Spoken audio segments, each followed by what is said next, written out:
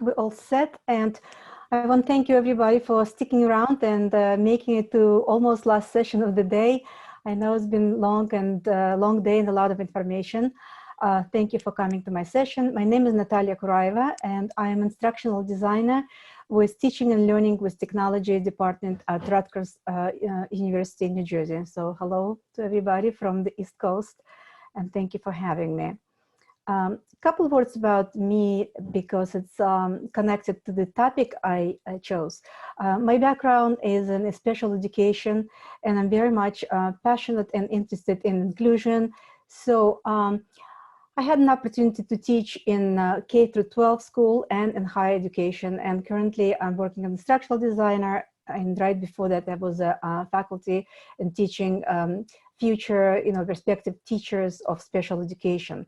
So when it's obviously, I'm very worried about students who had a lot of support in school, and then they go into real world, so to speak, and they go to college and they don't have that support. And I'm constantly aware of that sometimes we need to put a little bit of extra effort to make sure that we support all students. So that's my interest in that topic. So executive functioning and how we can support those type of skills in college courses. So as our objective, we will be doing the following things. We will review and discuss design and instructional strategies aligned with general QM standards. We will use some demonstration of few LMS features and technology tools that can be used to support executive functioning skills. We will analyze and reflect on the current executive functioning support in our design and teaching practices, and collaborate with peers to brainstorm possible modifications to our own courses and provide greater support. So here's the trick: collaborating with peers. Of course, originally I was hoping to go to California and present it face-to-face. So that was easy for me to imagine how we would quickly divide into small groups and collaborate and share and brainstorm.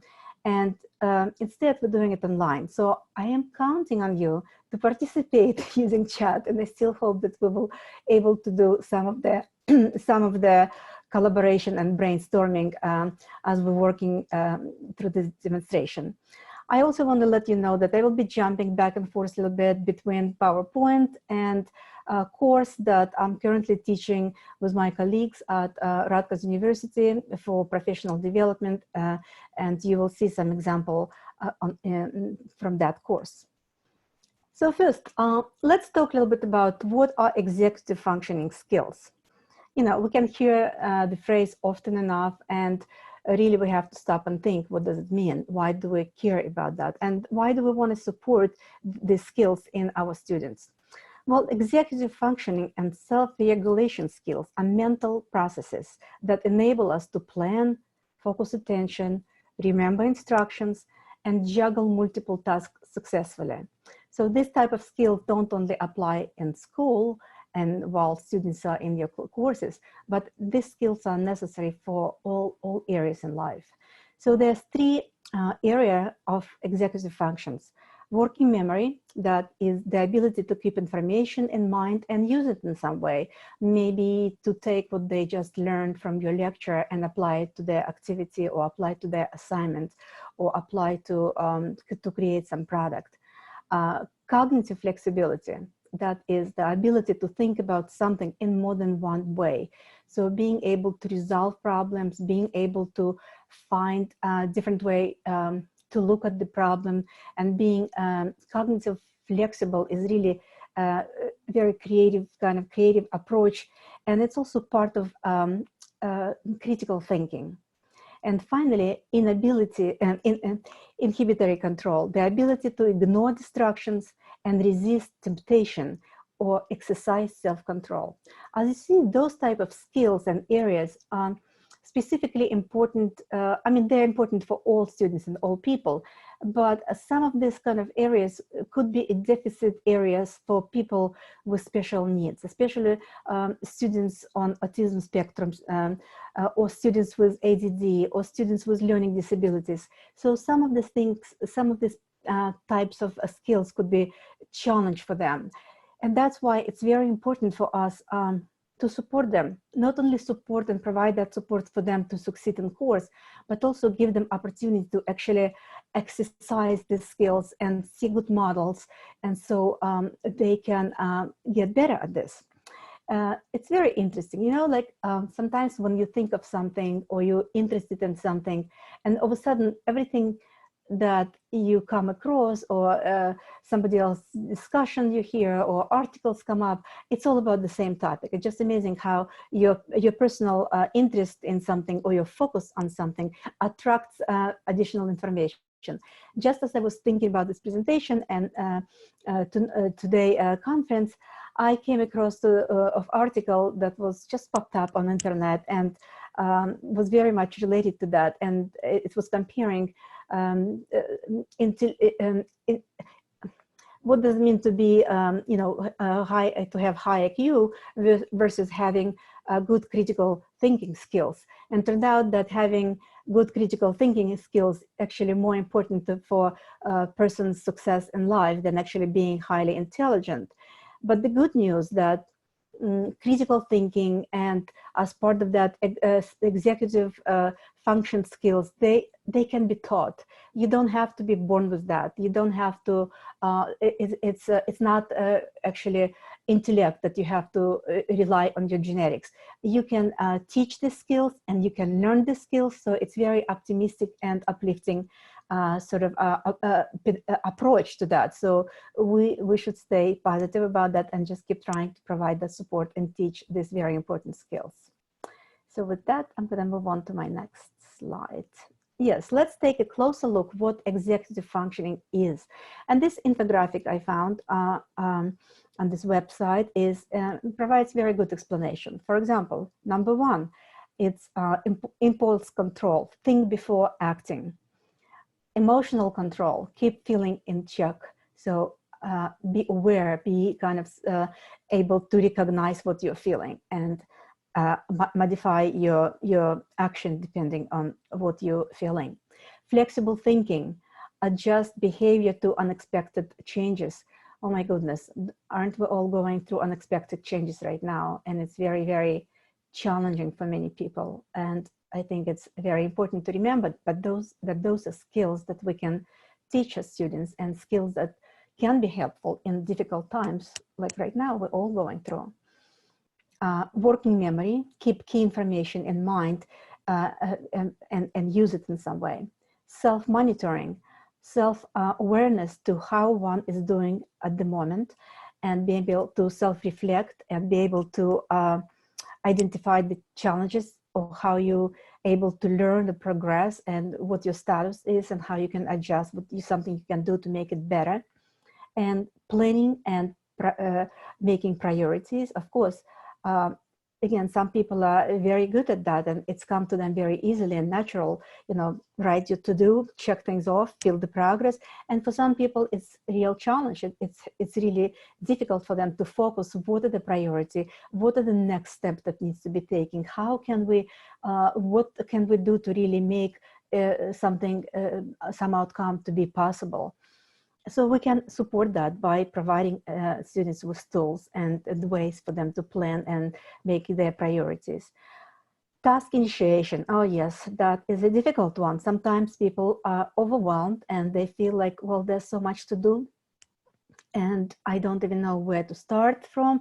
So as a result, I feel overwhelmed. I'm not going to start at all. Or this assignment is huge. How am I going to do that? It's requiring me to write 20 pages. There's no way I will. So I'm not going to even start. I'm going to just put it all aside. I'm overwhelmed. I feel anxiety. And that kind of, again, part of executive functioning skills that we can provide support to allow students to do something small, like just select a topic, just put your first paragraph on, just at least create some kind of outline, just provide them with the step-by-step if necessary. And organization, keep track of things physically and mentally. Again, challenging for many people, especially people with HDD and learning disabilities. So we have to provide that kind of opportunities for students to deal with the course material, and later on, hopefully they can take that skills and apply it in other areas of their lives. So here is a challenge, because I would love for you to participate in this discussion and brainstorm with me and share your experience. So please, please, please, please use your chat, and let's talk for a minute about executive functioning in the college classroom. What is your experience with students who are struggling with executive functioning skills? And of course, if you're an instructional designer, you probably can speak about experiences that faculty members shared with you. Many of us also teachers, full-time or part-time in the past or present, so feel free to share that experience as well. And another question right here is, why should we care about EF? Why should we really worry about supporting executive functioning in college classroom? So I'm gonna, I hope that you would be able to go and use the chat room. Just have to figure out how to get there myself so I can see your questions, and I can see your, yeah, I see somebody already start sharing, I hope. Okay, so again, I'll give you a minute, guys. Please share your thoughts, your experiences with students who are struggling with executive functioning skills. Do your students have difficult time managing time, or pay attention, or switching focus from one thing to another, or planning or organizing? Details, remembering details. Avoid saying or doing the wrong things in class, or multitasking.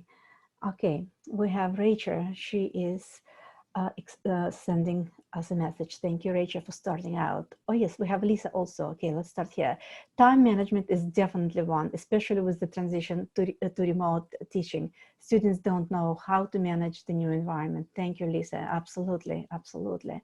And that's why it's important for us to provide that support, and for us to teach faculty members how to provide that support. All of the above, yes.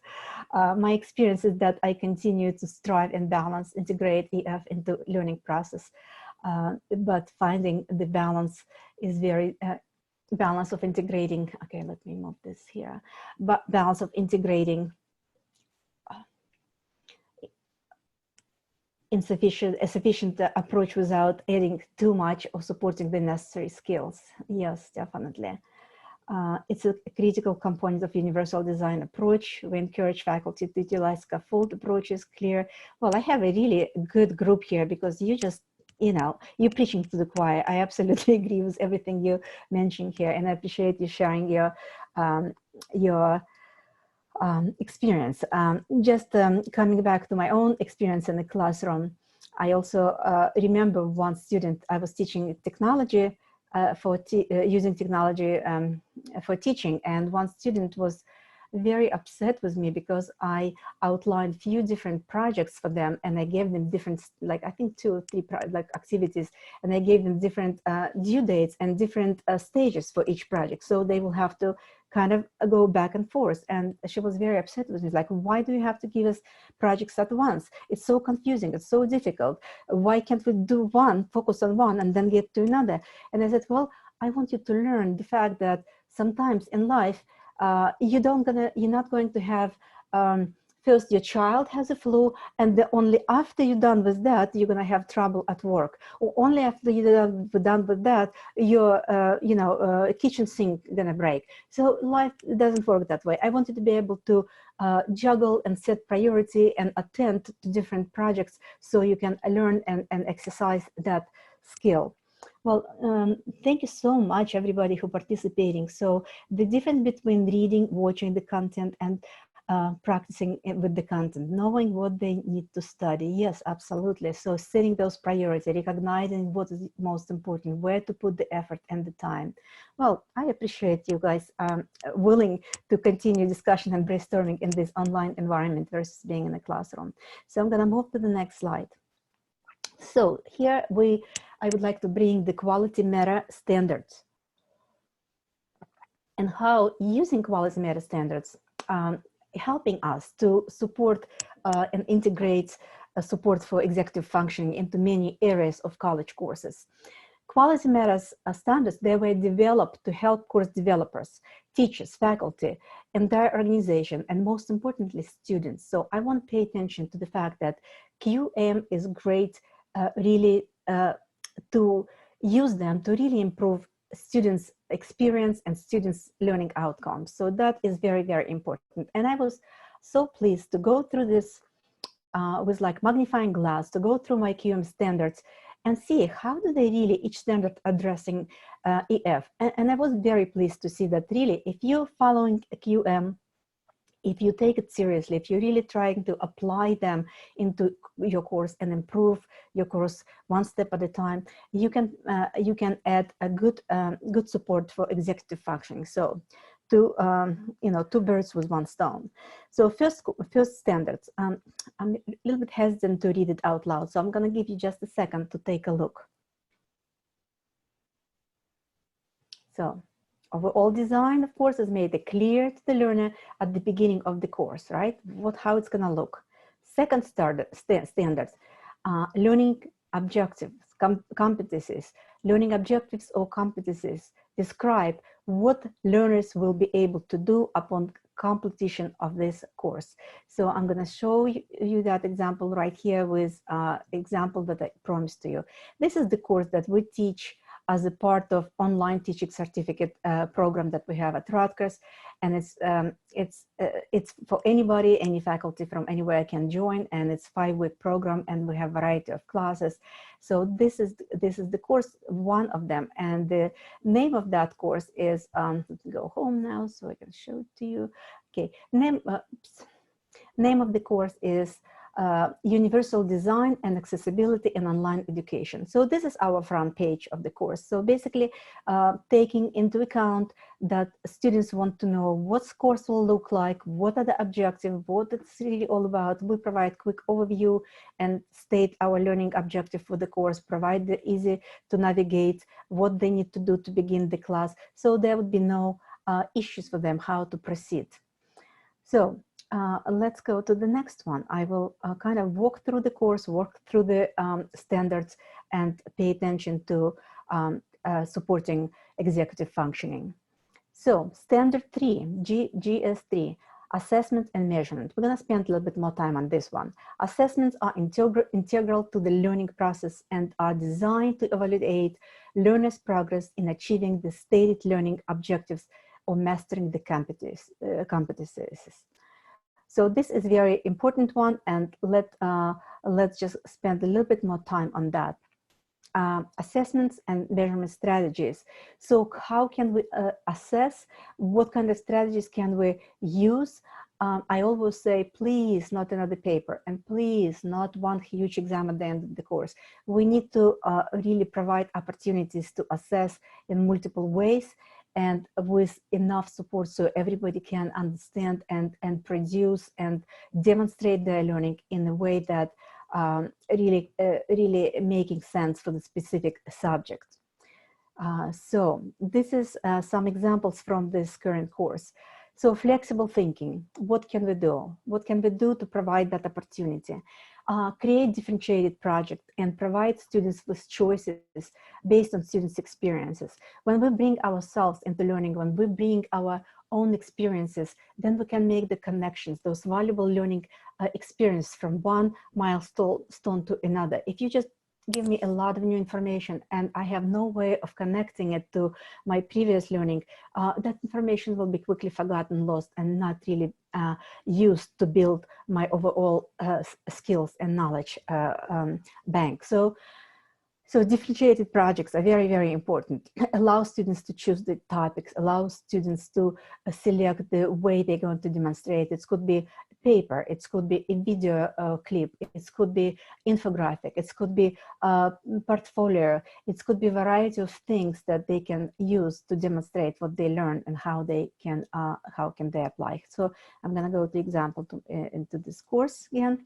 In this case, we have assignment, course project description, and we allowing students to really to select their own topics, to select their own to select their own module, how they going to, what module, what subject area they like to work with to develop this assignment.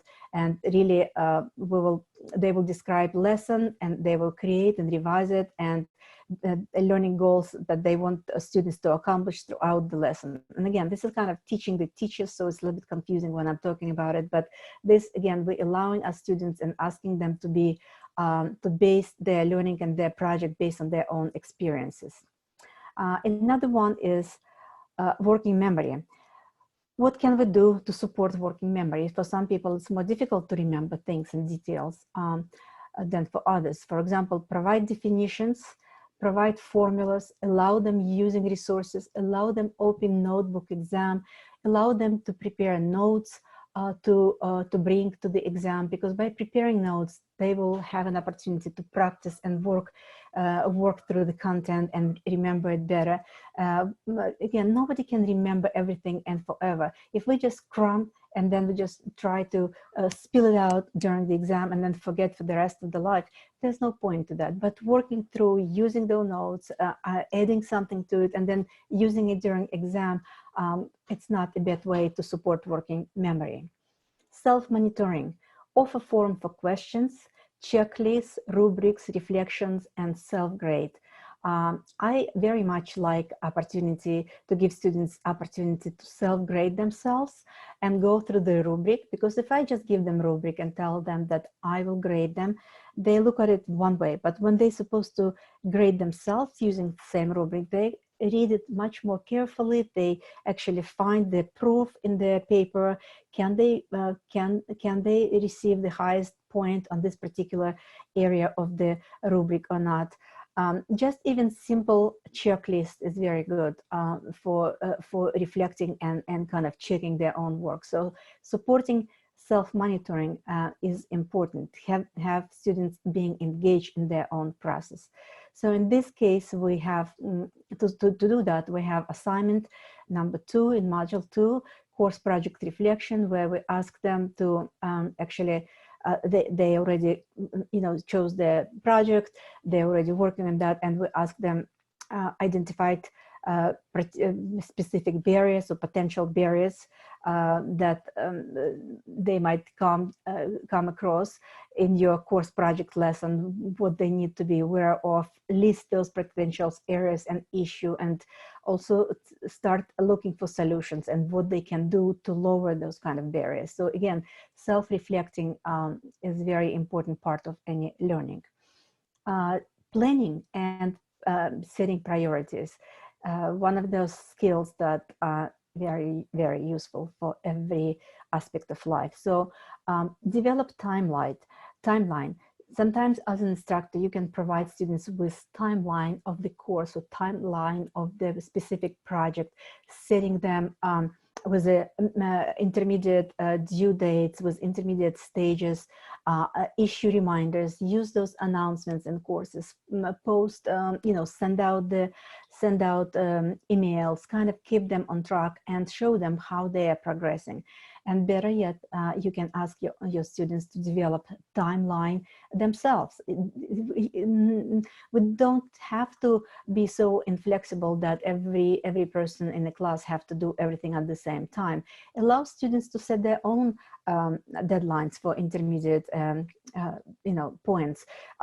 Meet them where they are. Have that flexibility yourself, so they will feel in charge, and they will actually set realistic planning and timelines and meet them. So let's take a look at example how we're addressing that in this particular course. So course project description and timeline. So we ask for this assignment, describe the lesson you wish to create, revise, and the learning goal you want students to accomplish throughout the lesson. And we ask them to take a look and set the outcomes, and also review the timeline that we create for them. So we're explaining what's going to happen in module 1, when is it due, what's going to happen in module 2. In this case, they will describe the lesson and choose the topic and area subject. In module 2, they will reflect on that and think about possible barriers. In module 3, they will be complete and submit the planning guide and explain how they planning incorporate what they will do, how they will incorporate the UDL description in your lesson. By week 4, they will complete at least 3 artifacts that will be used in their module or lesson and demonstrate them. And finally, they will complete final project and then share with the class. So again, they have a clear outline, what is expected, when things are due. If anything, if necessary, they can get back to us and change the dates, because they might have their own class they teaching that was maybe a midterm or something like that, that will interfere with the due date. So we have that flexibility to offer.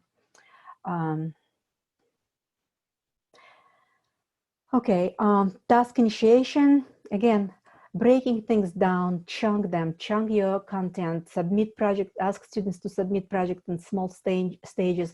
Even if you don't have a time or opportunity to review and provide a lot of meaningful feedback, you at least can glance if students started or not. You at least can see if it's completed or not. And then for the next stage, perhaps can look a little bit deeper and provide with some feedback. But this way you can at least keep in track and give them that support that they feel, okay, I must submit at least this portion. So smaller chunks, more check-in, that will support task initiation and break that anxiety, break that feeling of being overwhelmed by large amount of things to do for the project.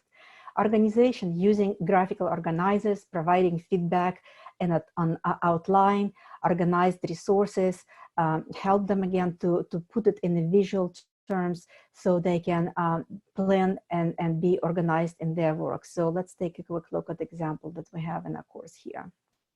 So in this case, it's description and timeline. All right, what did I want to talk about here? Let's see, it took me to the same place. Well, I guess it's the same idea. Providing that graphical organizer, that timeline that we're offering is a graphical organizer that helps students to plan out their time and their action. Okay, so next one. What changes can you make in your courses or teaching practices to support executive functioning skills? Again, I'm asking you to please go to the chat room and at least provide example for one of these areas. Could that be impulse control, organization, task, self-monitoring, working memory? What do you do? Or what can you do if you didn't do that? Or what can you recommend to your faculty members that they implement in their courses? I'll give it a minute, hopefully. Hopefully I will hear from you. Meanwhile, I'm still reading your wonderful posts to the previous questions.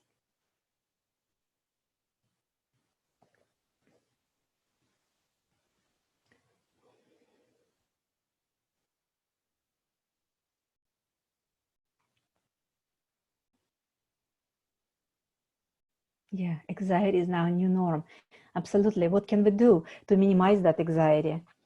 What can we do as being either instructional designer or faculty, how we can help students to deal with anxiety? I think personally, I guess everybody have different approaches, but personally, I think it's important to support students and give them let them know that you understand, that you can relate to that, and that you're willing to be flexible, that you're supportive, provide that kind of like encouraging push to continue working, but also recognize that sometimes we need to take a pause, and sometimes we need to maybe to allow that pause to happen. Well, I don't see anybody commenting yet, so no, now it's coming up. Sorry about that. Okay. Rachel writes, we recommend providing learners a self-assessment at the beginning of the course to identify areas of concerns they may have in completing projects and tasks. Yes, absolutely. Finding those barriers at the beginning. Yes. We also encourage learners who receive accommodations to follow up with the instructors regarding supports and resources to assist them in managing areas and growth. Very good. Thank you, Rachel. Absolutely. Self-assessment, self-monitoring is very important. Anybody else? Feel free to post. I will, okay, I think we have Mark. I just need to get to it. Okay, okay.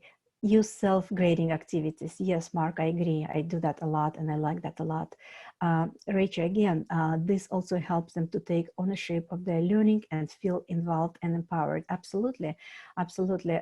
Respecting the student and allow them to be in charge of their own progress is I think, very, very important. And QM standards do support that. I'm going to move to the, okay, we have another one. This also helps them. Yes, we did read that. Okay, applying QM standard for instructional materials. Instructional materials enable to learners to achieve stated learning objectives or competencies. I cannot say this word for some reason. Competencies. So absolutely. Let's take a look at the example that we have in the course that I am demonstrating here. So in this activity, it's simulation check-in. So we ask students to actually participate and experience some things that people with disability may experience and using these simulations. For example, we have color blindness simulator, we have vision simulator, we have unformatted example page that would be very hard to read and understand and apprehend versus the well-organized and formatted. So we give them a variety of experiences to just complete this activity and get their feedback. And nothing is as powerful as kind of walking in the shoes of the person you're trying to accommodate or teach. So when students go and experience some of the difficulties using these simulators, we get usually such overwhelming responses that, wow, I never thought it would be so difficult to do that, or I didn't realize how challenging that is, or I'll make sure I will not use that color, or don't have that blinking in my PowerPoint, so something like that. So people really get to understand and walk in shoes that walk in the shoes of other people. And I have comment from Mark, who is saying, I have used many of these techniques, but did not associate them with executive functioning. This EF framework makes it easier to recommend these practices to peers. Well, thank you, Mark. I hope it does. It's a great point. Right. But you know what? There's a lot of labels. You can spin things around different ways. You can call them different ways. You can call critical thinking or executive functioning or preparing for the future life, whatever you want to put. And sometimes we get lost in terminology, but really it's a good teaching and supportive teaching, and it's a teaching that puts student in the center. So I think it's just basically student-centered teaching. We need to start worrying less about ourselves as we teach and more of the students as we teach. And it's interesting. It's reminding me, I'm gonna just divert a little bit. I was teaching at community college. Again, the course was teaching, technology for teaching. And it was very interesting to see that at the beginning of the course, how my students were so self-focused. How do they sound? How do they look? And only at the end of the course, I kept telling him, like, stop worrying about how you look or how you sound or how you present this or that. It's not about you. Think about how the students will take that, what it's gonna give or allow to them to learn, what they will experience. And it was very difficult concept for them to understand. And only to the end, by the end of the course, I think they start understand and start really shifting that perspective, shifting that mindset from yourself on being on stage. Because as educators, we are on stage, we are viewed, we are judged, we are listened to, so we're always on stage. But finally they got this idea that stopping that worried about themselves being in the spotlight and thinking what they can give to the students. So it was a wonderful really experience to see that progress and to see that progress. All right, I am moving to the next one. All right, I'm gonna ask you to share your experiences. Once again, hope you're not gonna abandon me here. All right, applying QM standards 5, and that is learning activities and learner interaction. Learning activities facilitate and support learner interaction and engagement. This is very well put, right? What can we do to really facilitate learner interaction and engagement? And this is easy one to share. So again, this is the areas of EF, executive functional functioning aspects, right here for your attention. And let's discuss it. Share your experiences. Please provide some examples of how your learning activities support students' EF. Be specific. Tell me something exactly what activity you do and how does it relate to this little list over here, or what you recommend for your faculty, because I don't know what you're teaching or you instructional designer, maybe combination. So please share some specific activities and how they relate to this list of EF. I'll give you a minute.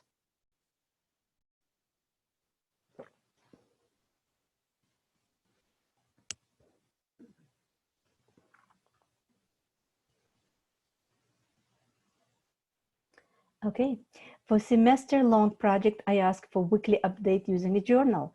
Okay, Lisa, great. How does it relate? What does it relate to? Is that self-monitoring? Is it planning? I think both, right? Task initiation, absolutely, absolutely. Yes, yes, and yes, I agree. Very good. Thank you, Lisa. Anybody else? Any other examples, please?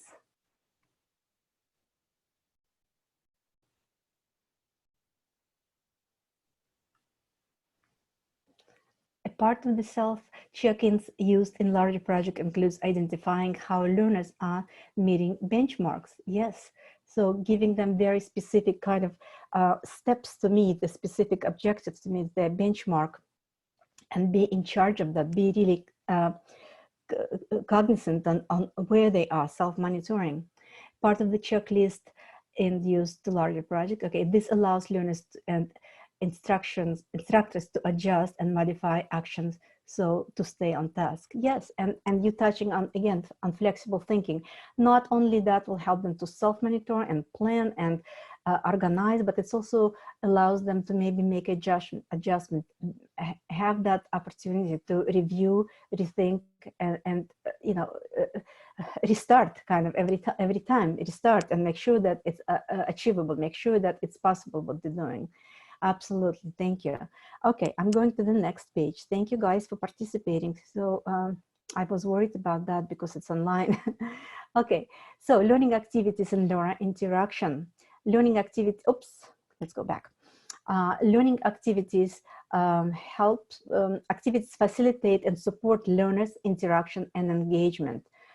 Sure, make sure we offer a variety of active way to work with the content. It's not just reading or watching a video. Ask student to do something with your content. Ask them to write summary, create an infographic, add annotation, produce outline, maybe come up with the question that could be included in the quiz, develop a timeline, take that content in, process it in some way, and put it outside of themselves in some way.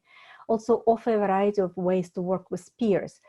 It could be just a pair. I actually love when students work just in a pair because it's much less challenging than working in small groups, and it does provide good support. So peers is partner is just one of my favorite ways to organize students for quick activities, collaborative.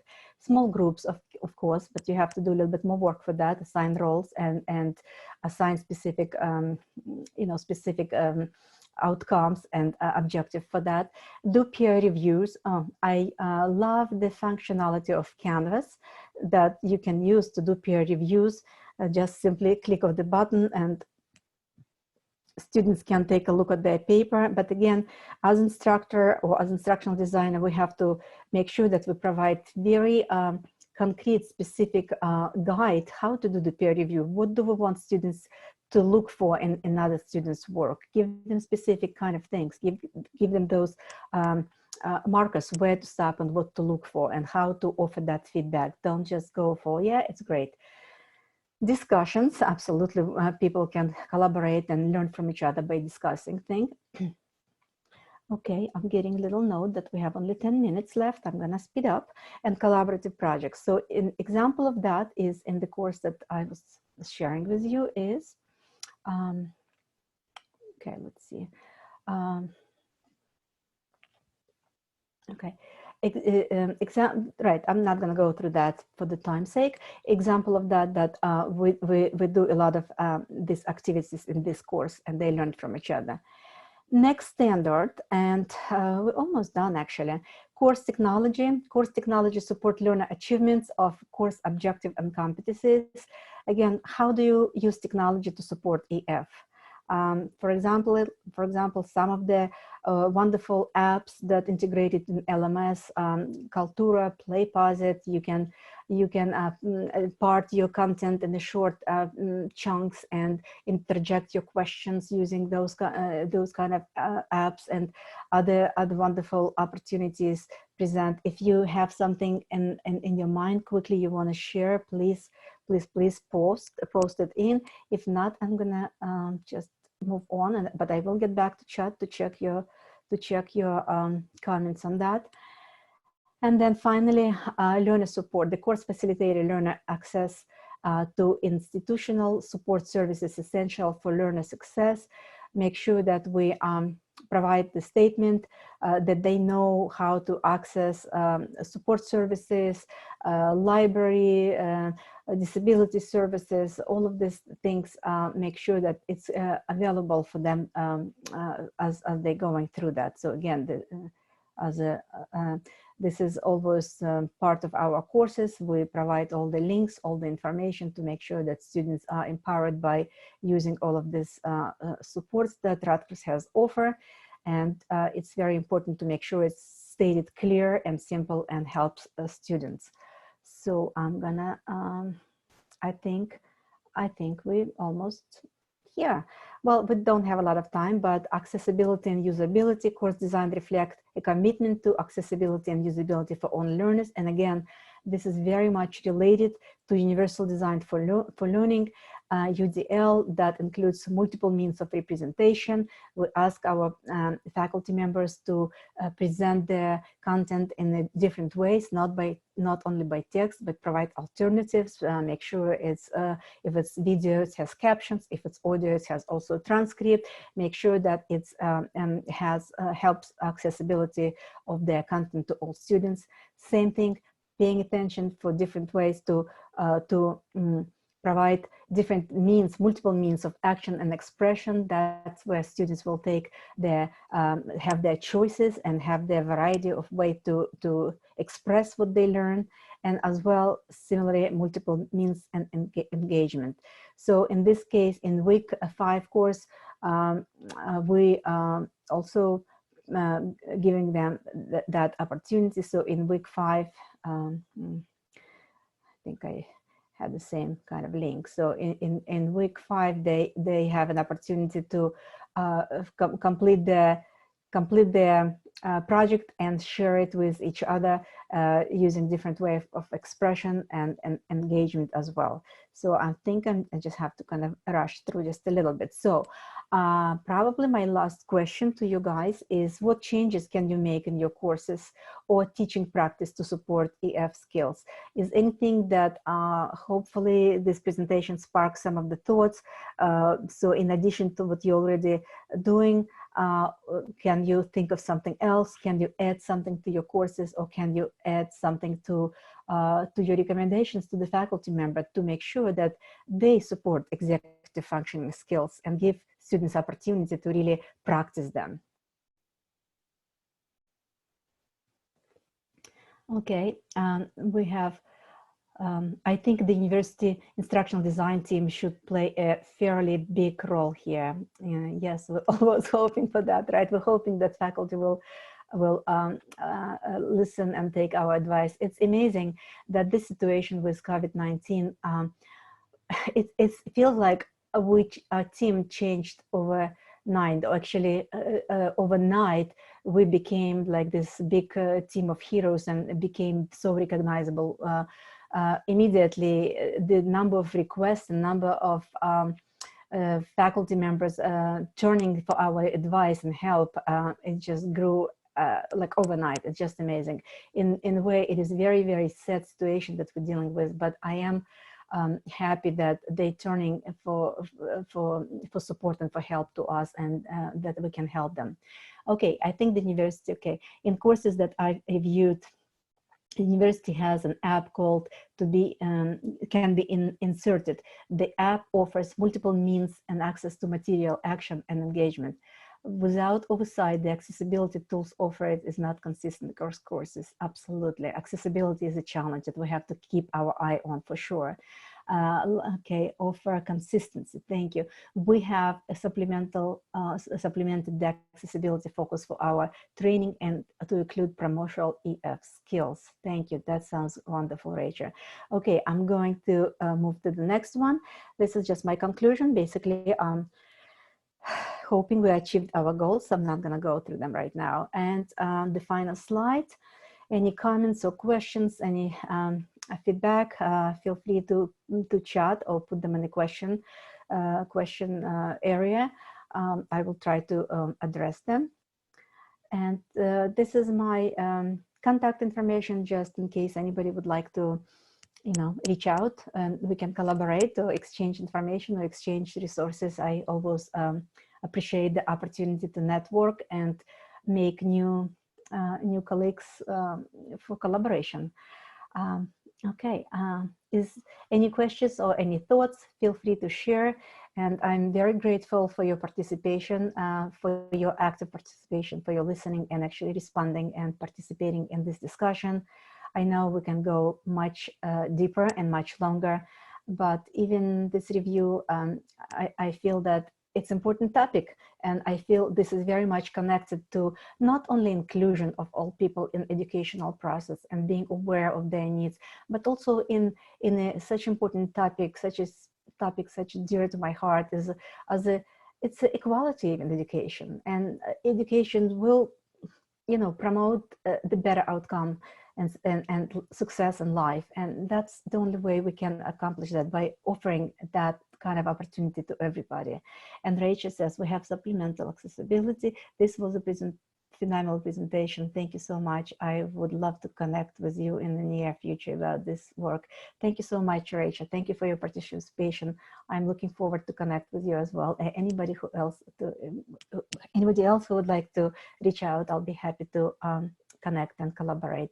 Thank you so much, and please find some time for yourself. I know we're high demand right now, and stay healthy and stay safe. And I'm very much looking forward to the time when this nightmare with COVID will be over and we can go back to our regular routine and enjoy seeing people and meeting people and spend more time actually face-to-face together. But thank you so much. Natalia, thank you so much. That was a great presentation. We really appreciate you taking the time to be here today. And I'd like to give a big thank you to all of our attendees and our presenters. We know your lives have been turned upside down a little bit, and so we very much appreciate you taking the time to be here and share your experiences and talk to your colleagues. I wanted to, let's see here. I wanted to let you know that we have a town hall coming up here at 4:30. That will be in room 1. We hope you'll join us for that discussion. And also, we welcome your feedback about the conference. And I hope that the URL for that is showing up on your screen right now. It's bit.ly with QM West feedback. And we welcome any of your comments, suggestions, thoughts about the conference. And we will see you all in a little bit in the town hall. Natalia, thank you. Thank you, Nancy. Thank you very much. Have a good afternoon, everyone. You too.